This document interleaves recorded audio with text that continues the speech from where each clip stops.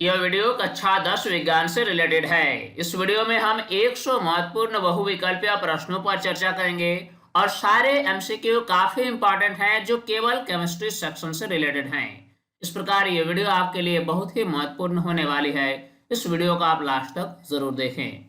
आइए वीडियो हम शुरू करते हैं। धोने का सोडा का रासायनिक सूत्र है। ऑप्शन है Na2CO3.10H2O, Na2CO3.H2O, NaHCO3.10H2O, Na2CO4.10H2O। धोने का सोडा का रासायनिक सूत्र है Na2CO3.10H2O। क्लोरोफॉर्म का IUPAC नाम है। ऑप्शन दिया गया है ट्राइक्लोरोमीथेन, टेट्राक्लोरोमीथेन, ट्राइक्लोरोइथेन या टेट्राक्लोरोइथेन। सही जवाब है ऑप्शन ए। क्लोरोफॉर्म का IUPAC नाम है ट्राइक्लोरोमीथेन।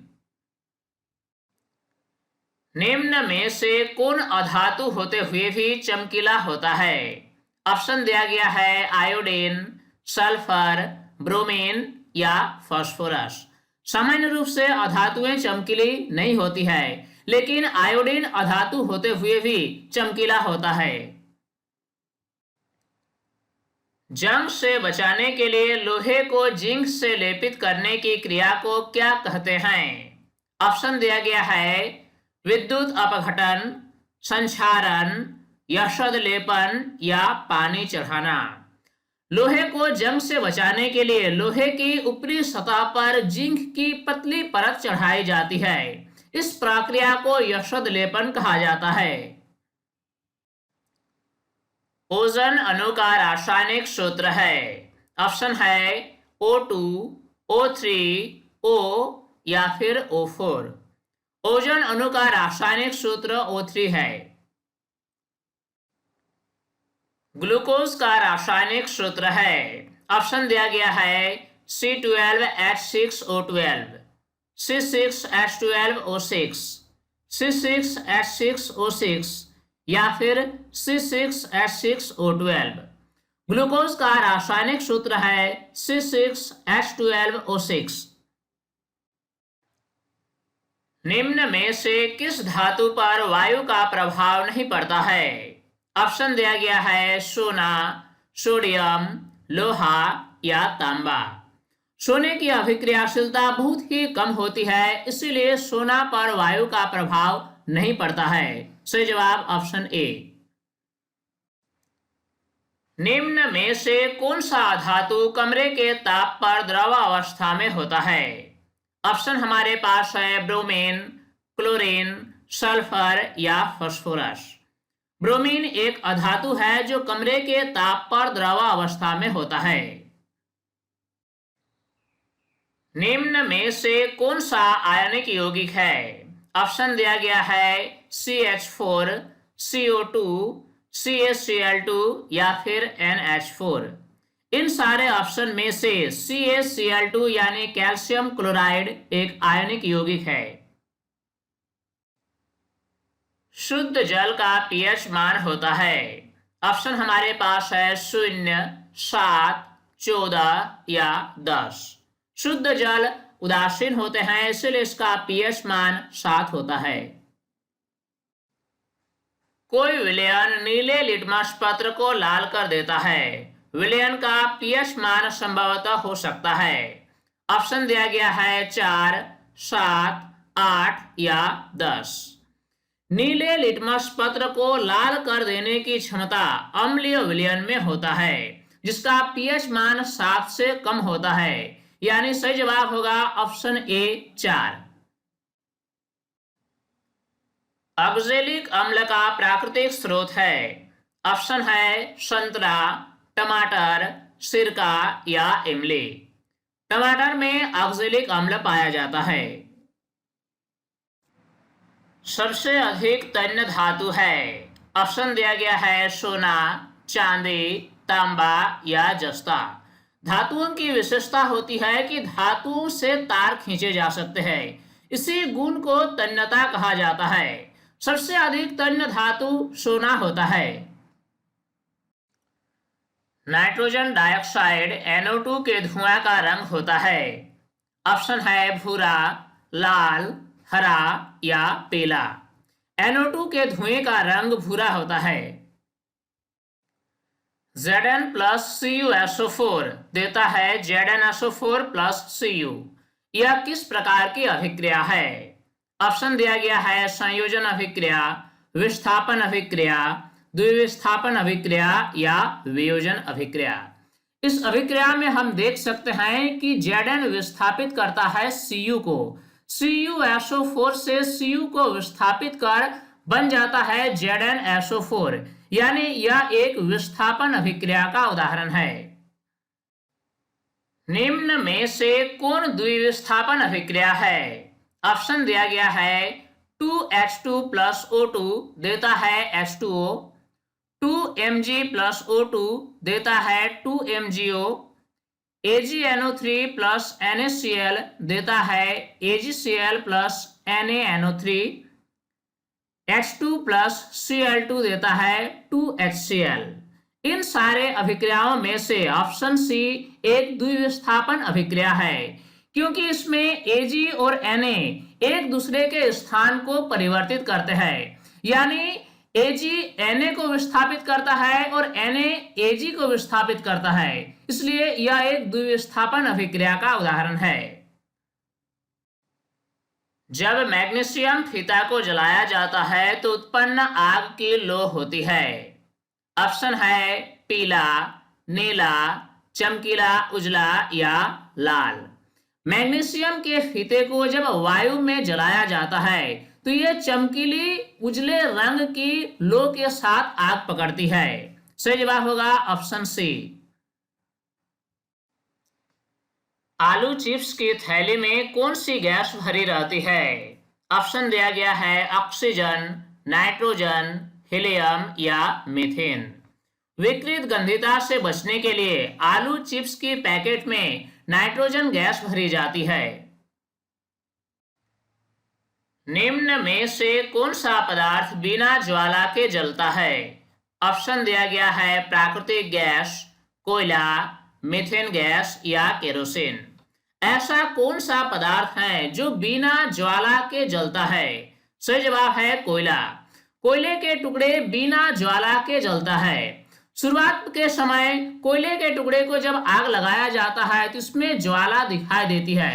वास्तव में यह कोयले के अंदर पाए जाने वाले कुछ वाष्पशील पदार्थ के कारण होता है। इसके कुछ ही समय के पश्चात कोयला बिना ज्वाला के जलता है। प्रकृति में सबसे अधिक मात्रा में पाया जाने वाला कार्बनिक यौगिक है। ऑप्शन दिया गया है फ्रक्टोज, सुक्रोज, ग्लूकोज या सेलुलोज। प्रकृति में सबसे अधिक पाया जाने वाला कार्बनिक पदार्थ सेलुलोज है। कार्बन के किस अपरूप में मुक्त इलेक्ट्रॉन पाए जाते हैं? ऑप्शन है हीरा, कोयला, ग्रेफाइट या कोक। ग्रेफाइट कार्बन का एक अपरूप है जिसमें मुक्त इलेक्ट्रॉन पाए जाते हैं। यही कारण है कि ग्रेफाइट अधातु होते हुए भी ये विद्युत का सुचालक होता है। ग्लोबल वार्मिंग के लिए उत्तरदायी गैस है। ऑप्शन दिया गया है ऑक्सीजन, अमोनिया, नाइट्रोजन या कार्बन डाइऑक्साइड। प्रदूषण की बढ़ती समस्या के कारण वायुमंडल में कार्बन डाइऑक्साइड गैस की अनियंत्रित वृद्धि के कारण ग्लोबल वार्मिंग का खतरा बना हुआ है। यानी सही जवाब है ऑप्शन डी, कार्बन डाइऑक्साइड। ठोस कपूर से वाष्प बनने की क्रिया को कहते हैं। ऑप्शन है वाष्पीकरण, हिमीकरण, पिघलना या ऊर्ध्वपातन। अगर ठोस कपूर को गर्म किया जाए तो यह द्रव में न बदलकर सीधे वाष्प बन जाता है और इसी परिघटना को ऊर्ध्वपातन कहा जाता है। चूना जल का रासायनिक सूत्र है। ऑप्शन दिया गया है CaO, CaCl2, CaOCl2 या फिर CaOH2। चूना का सूत्र होता है CaO, जो जल के साथ अभिक्रिया करके बनाता है CaOH2, जो कि चूना जल का रासायनिक सूत्र है। यानी सही जवाब होगा ऑप्शन डी CaOH2। सबसे कठोरतम तत्व है, ऑप्शन है कार्बन, हीरा, लोहा या पत्थर। प्रकृति में पाए जाने वाले सबसे कठोर पदार्थ है हीरा। Na2SO4 प्लस BaCl2 देता है BaSO4 प्लस 2NaCl। उपर्युक्त अभिक्रिया निम्नलिखित में किस प्रकार की है? ऑप्शन हमारे पास है संयोजन अभिक्रिया, विस्थापन अभिक्रिया, द्विविस्थापन अभिक्रिया या वियोजन अभिक्रिया। इस रासायनिक समीकरण में हम देख सकते हैं Na और Ba एक दूसरे के स्थान को परिवर्तित करते हैं, यानी एक दूसरे को विस्थापित करते हैं। इसलिए यह एक द्विविस्थापन अभिक्रिया का उदाहरण है। अम्लीय वर्षा में वर्षा जल का pH मान होता है। ऑप्शन दिया गया है 5.6, 5.6 से अधिक, 5.6 से कम या 7। अम्लीय वर्षा उस वर्षा को कहा जाता है जिसमें वर्षा जल का pH मान 5.6 से कम हो। सही जवाब ऑप्शन सी। अपच का उपचार करने के लिए इनमें से किस औषधि का उपयोग किया जाता है? ऑप्शन है एंटीबायोटिक, एनाल्जेसिक, एंटासिड या एंटीसेप्टिक। अपच की स्थिति में हमारे आमाशय में अम्ल की अधिक मात्रा हो जाती है। अम्ल की इसी अधिक मात्रा को उदासीन करने के लिए क्षारीय पदार्थ का इस्तेमाल किया जाता है, जिसे एंटासिड कहा जाता है। चींटी के डंक में पाया जाता है। ऑप्शन दिया गया है मेथेनोइक अम्ल, इथेनोइक अम्ल, सिट्रिक अम्ल या ऑक्जेलिक अम्ल। चींटी के डंक में मेथेनोइक अम्ल पाया जाता है, जिसके कारण चींटी के डंक से हमें जलन महसूस होती है। CaSO4.12H2O किस यौगिक का रासायनिक सूत्र है? ऑप्शन दिया गया है संगमरमर, bleaching powder, plaster of Paris या जिप्सम। सही जवाब है plaster of Paris. Plaster of Paris का रासायनिक सूत्र CaSO4.12H2O है। निम्न में से कौन सा विद्युत का सुचालक है? ऑप्शन दिया गया है हीरा, ग्रेफाइट, आयोडीन या गंधक। ग्रेफाइट एक अधातु है, इसके बावजूद भी यह विद्युत का सुचालक है। एल्कीन का सामान्य सूत्र है। ऑप्शन दिया गया है CnH2n+2, CnH2n-2, CnH2n या फिर CnHn। एल्केन का सामान्य सूत्र होता है CnH2n+2, जबकि एल्कीन का सामान्य सूत्र CnH2n और एल्काइन का सामान्य सूत्र CnH2n-2 होता है। अर्थात इस प्रश्न का सही जवाब होगा ऑप्शन सी, एल्कीन का सामान्य सूत्र है CnH2n।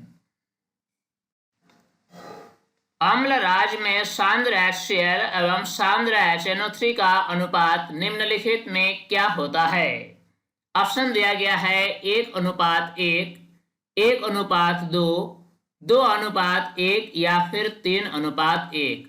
अम्लराज HCl और HNO3 का मिश्रण होता है। इसमें सांद्र HCl और सांद्र HNO3 का अनुपात होता है 3:1। लोहा को जिंक से लेपित करने की क्रिया को कहते हैं। ऑप्शन दिया गया है संक्षारण, गैल्वेनीकरण, पानी चढ़ाना या विद्युत अपघटन। लोहे को जंग से बचाने के लिए लोहे की ऊपरी सतह पर जिंक की एक पतली परत चढ़ाई जाती है। इस क्रिया को गैल्वेनीकरण यानी यशोद लेपन कहा जाता है। ताजे दूध का pH मान 6 है। जब यह खट्टा हो जाता है तो pH ऑप्शन दिया गया है 6 से अधिक हो जाता है, 6 से कम हो जाता है, 6 ही रहता है या उदासीन हो जाता है। चूंकि ताजे दूध का पीएच मान 6 है, जैसे ही दूध खट्टा हो जाता है इसकी अम्लीयता में वृद्धि होती है, यानी इसका पीएच मान 6 से भी कम हो जाता है। अम्लीय विलयन का पीएच मान होता है, ऑप्शन दिया गया है 7, 7 से कम, 7 से अधिक या 14। उदासीन विलयन का पीएच मान 7 होता है, अम्लीय विलयन का पीएच मान 7 से कम, जबकि क्षारकीय विलयन का पीएच मान 7 से अधिक होता है। इसलिए सही जवाब होगा ऑप्शन बी, अम्लीय विलयन का पीएच मान 7 से कम होता है। किसी एक सामान्य व्यक्ति के रक्त का पीएच स्तर क्या होता है? ऑप्शन हमारे पास है 4.5 से 5.5, 7.35 से 7.45, 8.25 से 8.35 या फिर 7। किसी सामान्य व्यक्ति के रक्त का पीएच मान 7.35 से लेकर 7.45 तक होता है। उदासीनीकरण अभिक्रिया में कौन सा पदार्थ बनता है? ऑप्शन हमारे पास है अम्ल, क्षार, लवण या इनमें से कोई नहीं। जब एक अम्लीय विलयन और क्षारकीय विलयन को आपस में अभिक्रिया कराया जाता है तो ये एक दूसरे के प्रभाव को न्यूट्रलाइज कर देते हैं, यानी उदासीन कर देते हैं। इसीलिए इस तरह के अभिक्रिया को उदासीनीकरण कहा जाता है। अम्ल और क्षारक के आपस में उदासीनीकरण से लवण और जल का निर्माण होता है, अर्थात सही जवाब होगा ऑप्शन सी।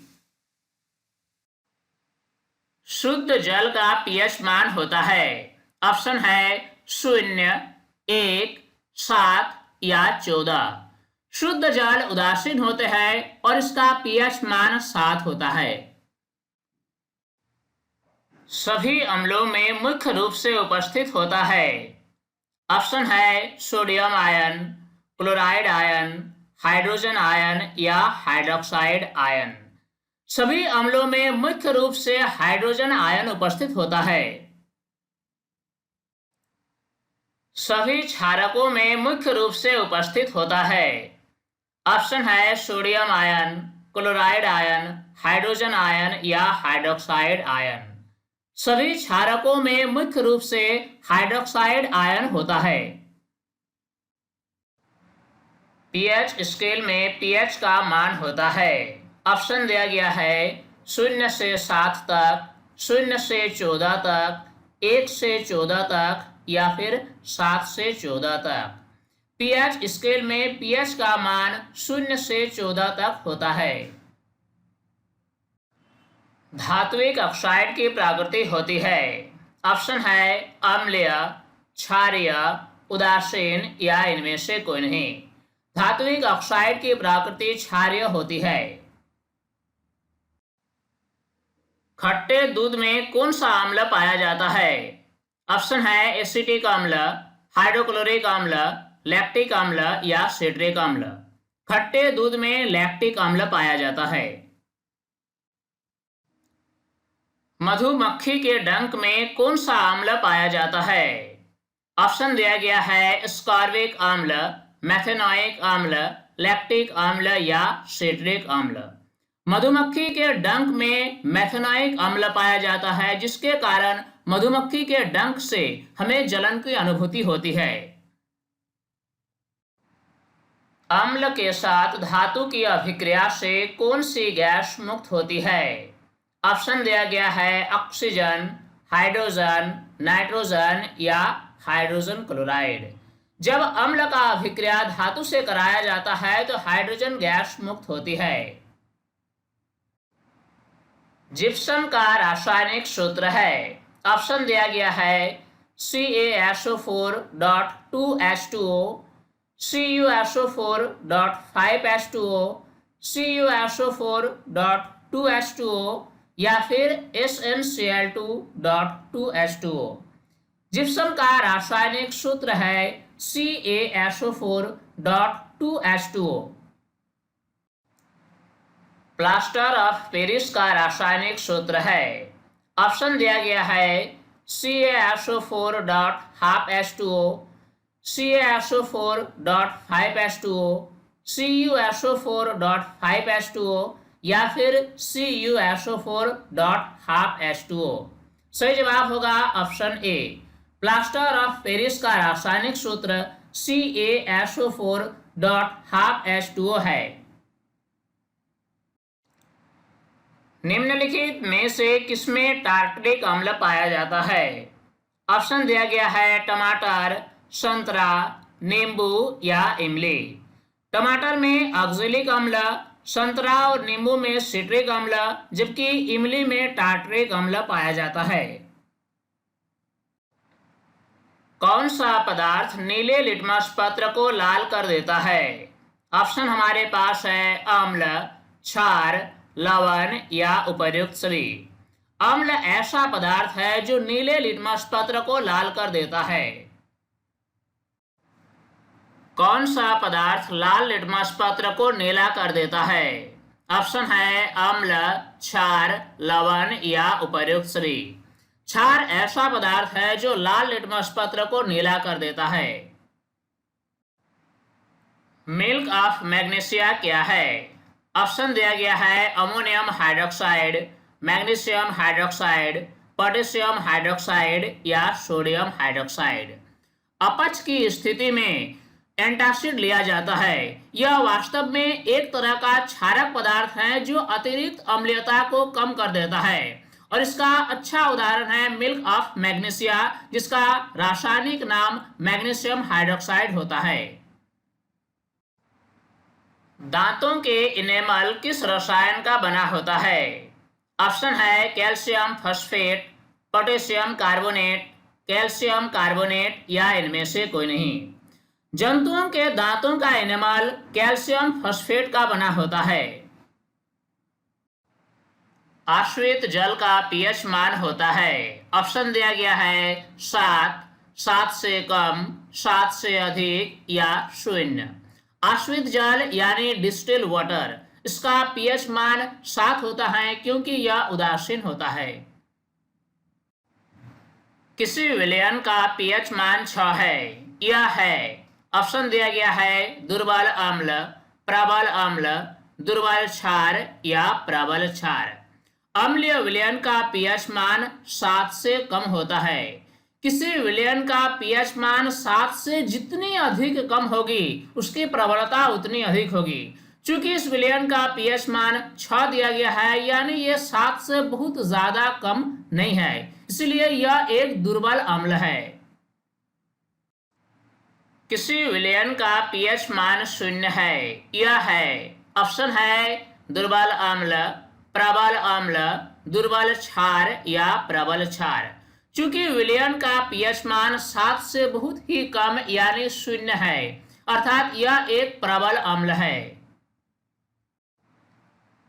बेकिंग सोडा का रासायनिक सूत्र है। ऑप्शन है Na2CO3.10H2O, NaHCO3, CaOCl2 या फिर Na2CO3.H2O। बेकिंग सोडा का रासायनिक सूत्र NaHCO3 है और इसका रासायनिक नाम सोडियम बाइकार्बोनेट है। ग्रेफाइट में प्रत्येक कार्बन परमाणु कितने अन्य कार्बन परमाणु के साथ आबंधित होते हैं? ऑप्शन दिया गया है 2, 3, 4 या 5। सही जवाब होगा 3। ग्रेफाइट में प्रत्येक कार्बन परमाणु अन्य 3 कार्बन परमाणु के साथ आबंधित होते हैं। हीरा में प्रत्येक कार्बन परमाणु कितने अन्य कार्बन परमाणु के साथ आबंधित होते हैं? ऑप्शन दिया गया है 2, 3, 4 या 5। हीरा में सही जवाब होगा 4। हीरा में प्रत्येक कार्बन परमाणु अन्य 4 कार्बन परमाणु के साथ आबंधित होते हैं। मीथेन में कितने सहसंयोजक आबंध होते हैं? ऑप्शन हमारे पास है 2, 3, 4 या 5। मीथेन की संरचना इस प्रकार होती है, जिसमें एक कार्बन परमाणु अन्य 4 हाइड्रोजन परमाणु के साथ आवंधित होते हैं।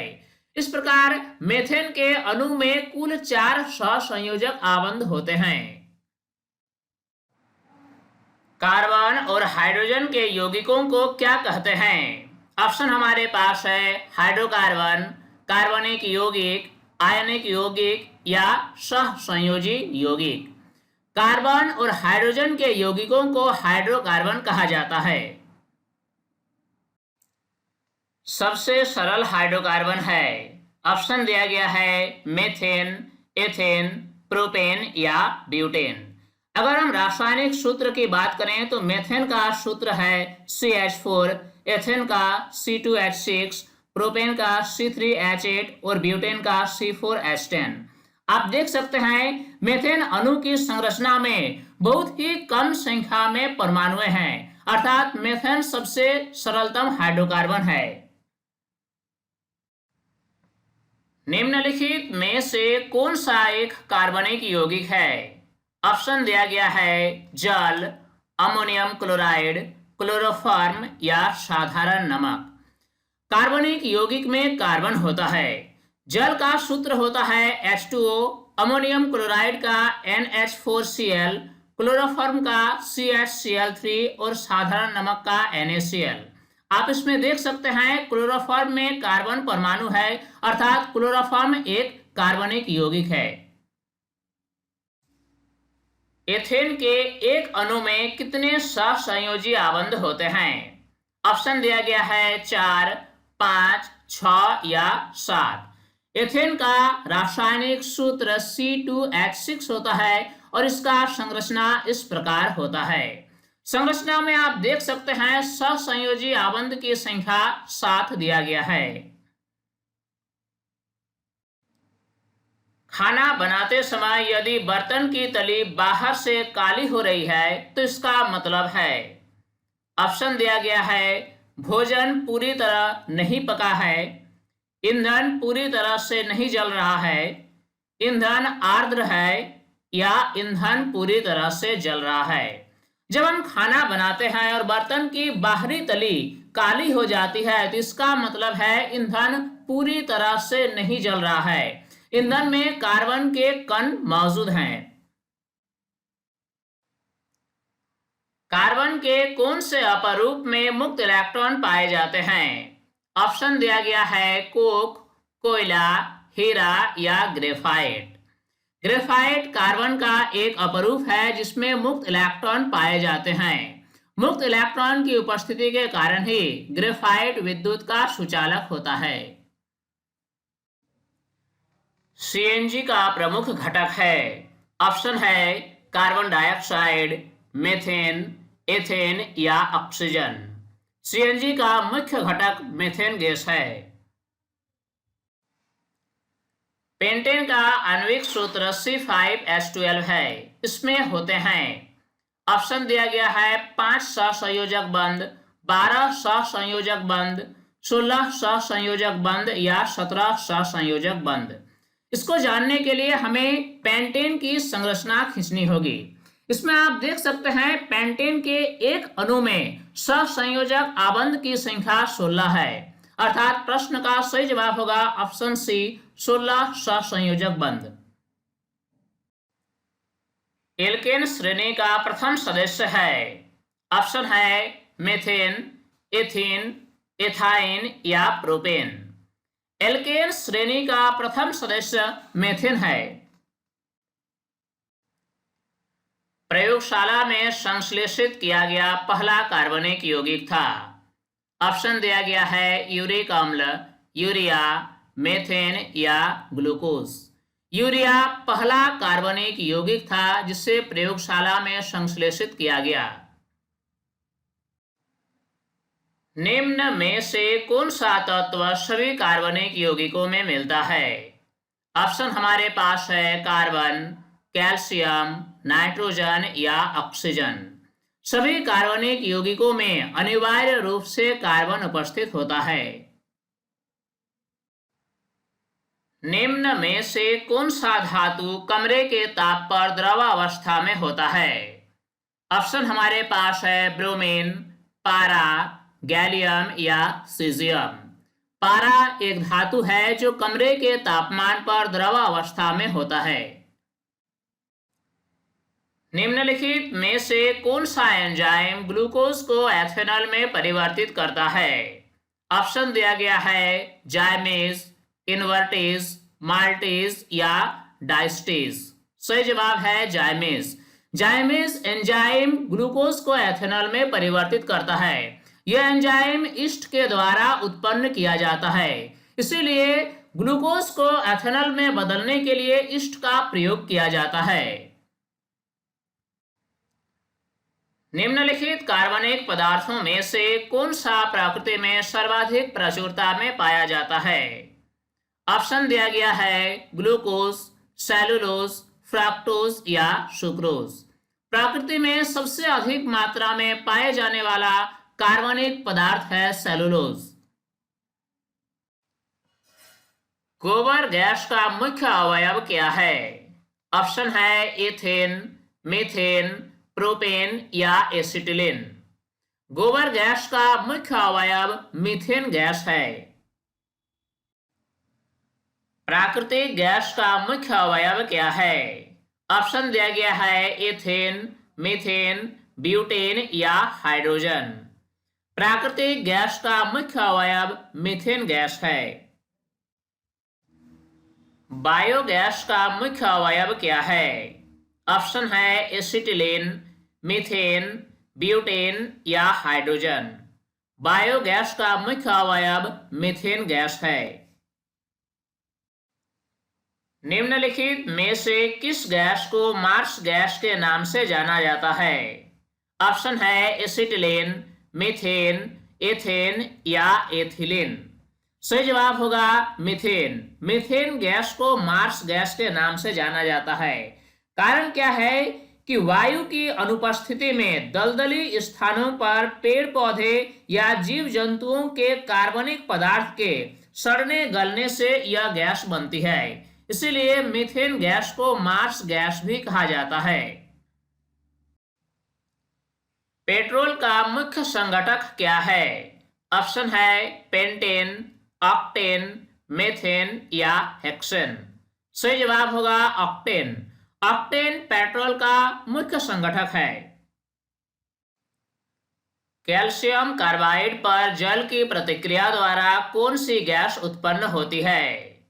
ऑप्शन है मेथेन, एथेन, एथिलीन या एसिटिलीन। इसको जानने के लिए सबसे पहले हम रासायनिक समीकरण पर ध्यान देंगे। कैल्शियम कार्बोनेट पर जब जल की प्रतिक्रिया कराई जाती है तो बनता है C2H2 यानी एसिटिलीन, और इसमें कैल्शियम हाइड्रोक्साइड भी बनता है, यानी सही जवाब होगा ऑप्शन डी एसिटिलीन। मेथेनॉल किस नाम से जाना जाता है? ऑप्शन है rubbing alcohol, grain alcohol, would alcohol या विकृत अल्कोहल। मेथेनॉल को लकड़ी की शराब यानी वुड अल्कोहल कहा जाता है।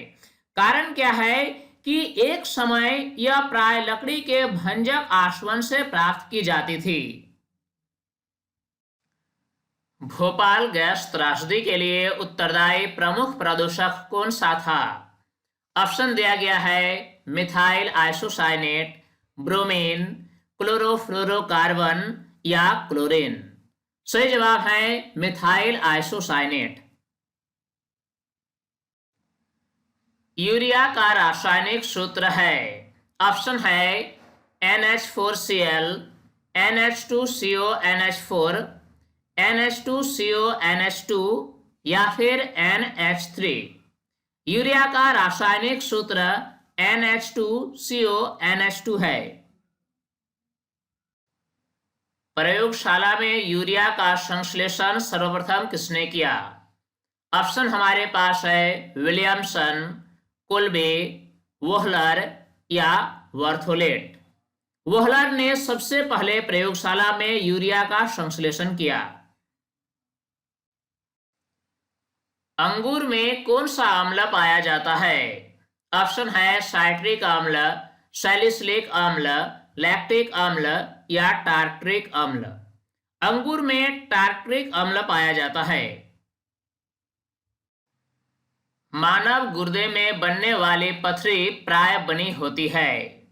ऑप्शन दिया गया है कैल्शियम ऑक्सलेट की, सोडियम एसिटेट की, मैग्नीशियम सल्फेट की या कैल्शियम की। मानव किडनी में बनने वाली पथरी प्राय कैल्शियम ऑक्सलेट की होती है। श्याम श्वेत यानी ब्लैक एंड व्हाइट फोटोग्राफी में किस रासायनिक यौगिक का प्रयोग किया जाता है? ऑप्शन है AgCl, AgBr, CaCO3 या MgCl2। Black and white photography में AgBr यानी सिल्वर ब्रोमाइड का इस्तेमाल किया जाता है। बिना बुझा हुआ चूना यानी क्विक लाइम का रासायनिक नाम क्या है? ऑप्शन दिया गया है calcium oxide, calcium, calcium hydroxide या कैल्शियम कार्बोनेट। बिना बुझा हुआ चूना का रासायनिक सूत्र CaO होता है और इसका रासायनिक नाम कैल्शियम ऑक्साइड है। बुझा हुआ चूना यानी स्लैक लाइम का रासायनिक नाम क्या है? ऑप्शन है calcium oxide, calcium, calcium hydroxide या कैल्शियम कार्बोनेट। बुझा हुआ चूना का रासायनिक सूत्र CaOH2 होता है और इसका रासायनिक नाम कैल्शियम हाइड्रोक्साइड है। एक पदार्थ का ऑक्सीकरण और दूसरे पदार्थ का अवकरण होता है। ऑप्शन है संयोजन अभिक्रिया में, वियोजन अभिक्रिया में, विस्थापन अभिक्रिया में या रिडॉक्स अभिक्रिया में। उपचयन अपचयन अभिक्रिया यानी रिडॉक्स अभिक्रिया में एक पदार्थ का ऑक्सीकरण होता है जबकि दूसरे पदार्थ का अवकरण होता है। संक्षारण के कारण लोहे पर किस रंग की परत चढ़ जाती है? ऑप्शन है लाल भूरे रंग की, काली रंग की, हरे रंग की या नीले रंग की। लोहे में जो जंग लगता है यह लाल भूरे रंग की होती है। संक्षारण के कारण चांदी पर किस रंग की परत चढ़ जाती है? ऑप्शन दिया गया है लाल भूरे रंग की, काली रंग की, हरे रंग की या नीले रंग की। चांदी की सतह पर संक्षारण के कारण काले रंग की परत चढ़ जाती है। वास्तव में यह सिल्वर सल्फाइड होता है जो कि वायु में उपस्थित सल्फर का सिल्वर के साथ अभिक्रिया करके सिल्वर सल्फाइड की एक परत बन जाती है जो काले रंग की हो जाती है। संक्षारण के कारण तांबे पर किस रंग की परत चढ़ जाती है? ऑप्शन है लाल भूरे रंग की, काले रंग की, हरे रंग की या नीले रंग की। तांबे की सतह पर कभी कभी हरे रंग की परत चढ़ जाती है। वास्तव में यह कॉपर कार्बोनेट का परत होता है। किस अभिक्रिया में अधिक सक्रिय तत्व द्वारा कम सक्रिय तत्व को किसी यौगिक से विस्थापित कर दिया जाता है? ऑप्शन है विस्थापन अभिक्रिया, द्विविस्थापन अभिक्रिया, वियोजन अभिक्रिया या ऑक्सीकरण। ऐसी अभिक्रिया जिसमें एक अधिक सक्रिय तत्व के द्वारा कम सक्रिय तत्व को किसी यौगिक से विस्थापित कर दिया जाता है तो ऐसे अभिक्रिया को विस्थापन अभिक्रिया कहा जाता है। जब मैग्नीशियम रिबन को वायु में जलाया जाता है तो किस प्रकार की अभिक्रिया होती है? ऑप्शन हमारे पास है अपघटन अभिक्रिया, विस्थापन अभिक्रिया, द्विविस्थापन अभिक्रिया या संयोजन अभिक्रिया। सबसे पहले हमें रासायनिक समीकरण को देखना है। जब मैग्नीशियम रिबन को वायु में जलाया जाता है तो मैग्नीशियम और ऑक्सीजन आपस में अभिक्रिया करके मैग्नीशियम ऑक्साइड यानी MgO बनाता है। इस रासायनिक अभिक्रिया में हम क्या देखते हैं कि मैग्नीशियम और ऑक्सीजन आपस में अभिक्रिया करके केवल एक ही यौगिक का निर्माण करती है जो कि है मैग्नीशियम ऑक्साइड, यानी यह एक संयोजन अभिक्रिया का उदाहरण है। भोजन का पाचन कैसी अभिक्रिया है? ऑप्शन है वियोजन अभिक्रिया, विस्थापन अभिक्रिया, द्विविस्थापन अभिक्रिया या संयोजन अभिक्रिया। भोजन के पाचन में बड़े बड़े रासायनिक अणु छोटे छोटे अणुओं में खंडित हो जाते हैं, अर्थात यह वियोजन अभिक्रिया का उदाहरण है। जब मैग्नीशियम रेवन को वायु में जलाया जाता है तो बनी हुई राख किस रंग की होती है? ऑप्शन दिया गया है भूरे रंग की, काली रंग की, सफेद रंग की या गुलाबी रंग की। मैग्नीशियम के फीते को वायु में जलाने पर हमें सफेद रंग की राख प्राप्त होती है, जो वास्तव में मैग्नीशियम ऑक्साइड होती है।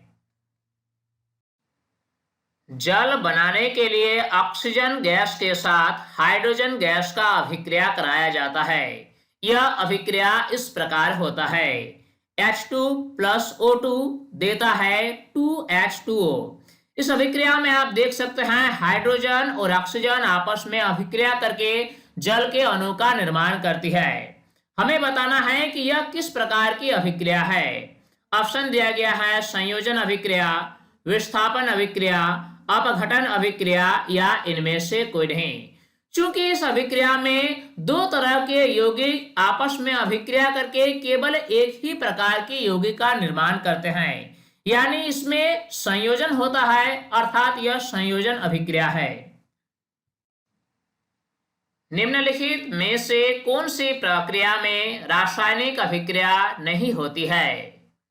ऑप्शन है गर्म करने पर मोम का पिघलना, गर्म करने पर मोम का जलना, भोजन का पाचन या फलों का पकना। गर्म करने पर मोम का पिघलना यह एक भौतिक परिवर्तन है, इसमें किसी भी प्रकार की कोई रासायनिक परिवर्तन या रासायनिक अभिक्रिया नहीं होती है। सही जवाब होगा ऑप्शन ए। लेकिन ऑप्शन बी, सी और डी इसमें रासायनिक अभिक्रिया होती है। किस नियम के आधार पर रासायनिक समीकरण को संतुलित किया जाता है?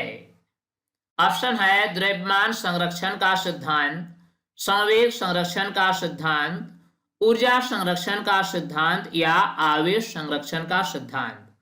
रासायनिक समीकरण को संतुलित करने के लिए द्रव्यमान संरक्षण के सिद्धांत का उपयोग किया जाता है। तो स्टूडेंट्स, इस वीडियो के माध्यम से हमने इंपॉर्टेंट एमसीक्यू पर चर्चा किया। उम्मीद करता हूँ ये वीडियो आपके लिए काफी हेल्पफुल हुई होगी और इस वीडियो से आपने काफी कुछ सीखा होगा। ये वीडियो आपको कैसा लगा आप हमें कमेंट में जरूर बताएं। साथ ही अगर अभी तक आप हमारे YouTube चैनल साइंस प्लेटफॉर्म को सब्सक्राइब नहीं किया है तो इसे अभी सब्सक्राइब कर लें और नोटिफिकेशन बेल को ऑन कर लें, ताकि हर नए वीडियोस के अपडेट्स आप तक आसानी से पहुंच सके। स्टूडेंट्स, हमारी मेहनत को सफल बनाने के लिए वीडियो का आप लाइक जरूर करें।